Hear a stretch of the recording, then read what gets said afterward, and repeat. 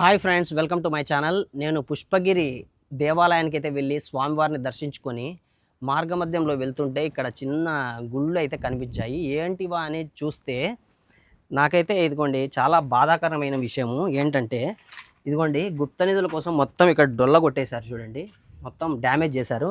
ఇంకా అతి భయంకరమైన విషయం ఏంటంటే, అదిగోండి శివలింగం ఉంది కదా, శివలింగాన్ని మొత్తము పెకలించేసి మొత్తము చెల్లా చెదురుగా పడేశారు.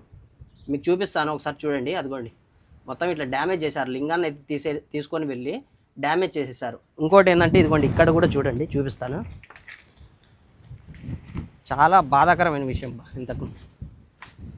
ఇదిగోండి ఇక్కడ కూడా చూడండి, శివలింగాన్ని తీసేసి ఏ విధంగా డ్యామేజ్ చేసినారు.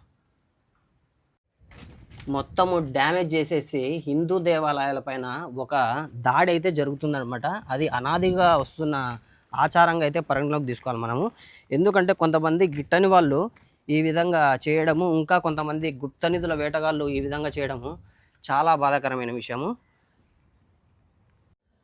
కాబట్టి ఇప్పుడైనా మన హైందవ సోదరులు మేల్కొని మన పురాతనమైన దేవాలయాలను మరియు సంస్కృతి సాంప్రదాయాలను కాపాడుకునే దిశగా మనందరము ఒక్కతాటిపైన అందరూ కలిసికట్టుగా ఐకమత్యంతో మనము వీటన్నిటిని సంరక్షించుకోవాలని నేనైతే కోరుకుంటూ సెలవు తీసుకుంటున్నాను.